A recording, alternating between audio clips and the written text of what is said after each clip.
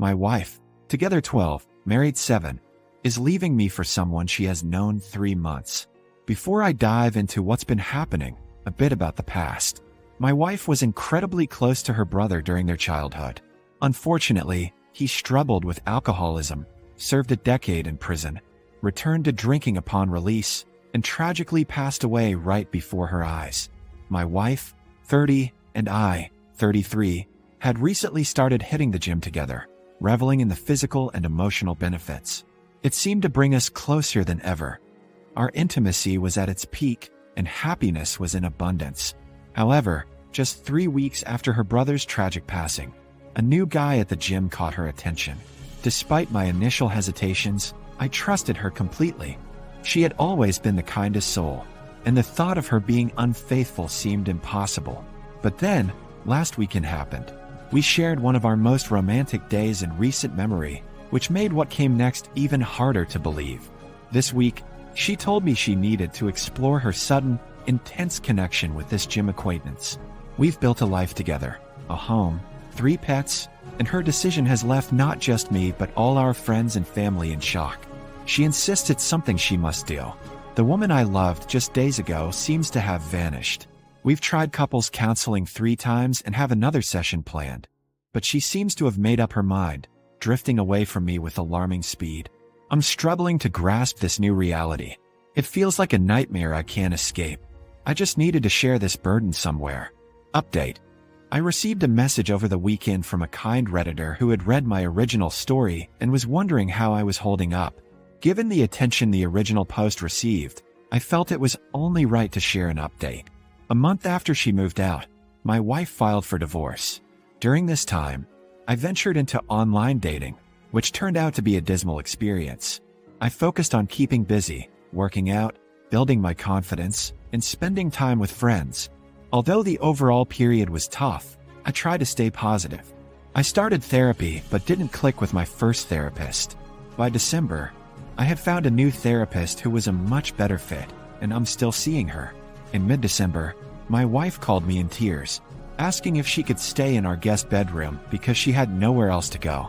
Despite everything, I still loved her and couldn't turn her away. It turned out that her relationship with the guy from the gym had become incredibly toxic very quickly. I know the term narcissist is often overused, but this man was a genuine example of one. After a week in the guest room, she moved to her parents' house for a month following a nervous breakdown, during which she took medical leave from her job. By mid-January, she was back at our house, still in a tumultuous state, almost as if she was detoxing from a drug. It was then I truly understood the addictive nature of toxic relationships. It's a complete psychological mess. She admitted that she was too emotionally damaged to be in any relationship and committed to working on herself. I respected her need for time and space, and she dove deep into understanding the psychology behind her actions. She explored topics like inner child work and how one's nervous system can attract them to toxic individuals if raised in a similar environment, alongside anxious and avoidant attachment styles. She came across a book titled How to Stay Married, which discusses how unresolved childhood trauma can lead to infidelity, mirroring her own situation. Despite the pain, I found the space to forgive her. She remains my best friend, and our compatibility is undeniable in many ways. Over the past month, she's gradually returned to her old self, happier than I've seen in over a year. Just last week, we filed paperwork to dismiss the divorce. We're both pursuing individual counseling and are planning to start couples therapy soon. I know some might think it's a mistake to reconcile, but I feel content and hopeful. I trust that she's equipped with the knowledge to prevent this from happening again and is committed to bettering herself. Edit. I'm reading all your comments and taking them to heart, even the ones labeling me as naive or too forgiving. I understand your perspectives, and while I can't respond to each comment, I appreciate them. I'm optimistic about our future and prepare to face any consequences, should they arise. I'll keep you updated. Peace out. Am I the a-hole for refusing to pay for my girlfriend's plane ticket after she decided to stay longer on her trip without me?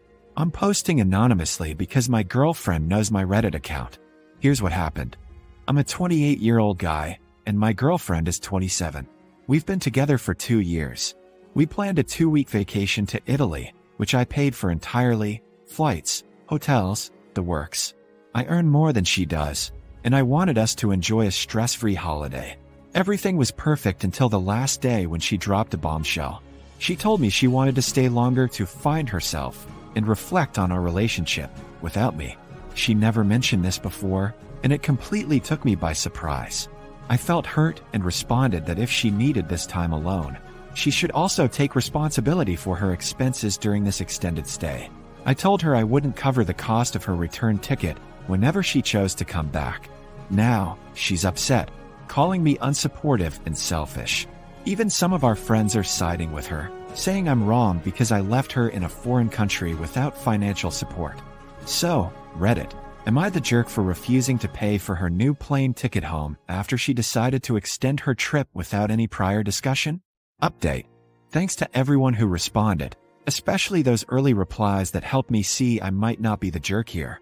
I'm not saying I'm totally innocent because there's always another side to the story, and I acknowledge my part in our issues. But this situation has opened my eyes to how my girlfriend often made me feel like the irrational one when her demands were actually the unreasonable ones. So, here's the latest. We're both back in the States now, and she's currently packing up to move in with her family temporarily until she finds a new place. Shortly after I made my original post, it was time for us to head to the airport. I went alone. I'm the type to arrive at the airport super early, always fearing I'll miss my flight due to unforeseen issues, though that never actually happens. Given everything, I didn't want to risk anything this time. I spent about an hour alone at the airport, reflecting and talking to my mom on the phone. I read a few responses to my post but didn't engage further. I was too emotional and didn't want to break down in public. While talking to my mom, my girlfriend showed up at the airport. It seems she thought I was bluffing, but reality hit her hard when the hotel staff informed her that she had to leave because I had only paid for the room until that day. I admit, I felt a bit of satisfaction seeing her face that consequence. She had been so fixated on the plane ticket issue that she hadn't considered where she would stay once our booked accommodation ended. As many of you suspected, she met someone else while we were in Italy.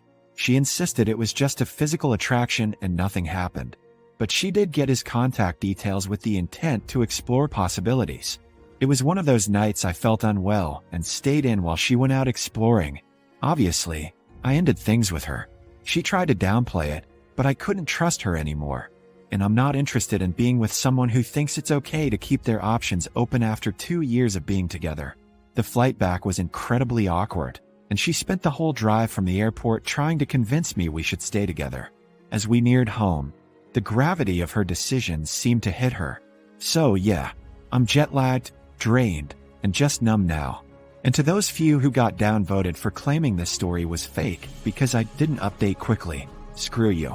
I was looking for helpful opinions, not trying to entertain you with my pain. I was dealing with real life, not curating a drama for online points. It's easy to forget behind a screen that the people posting are real and facing genuine hardships. Ironically, you're the real assholes here.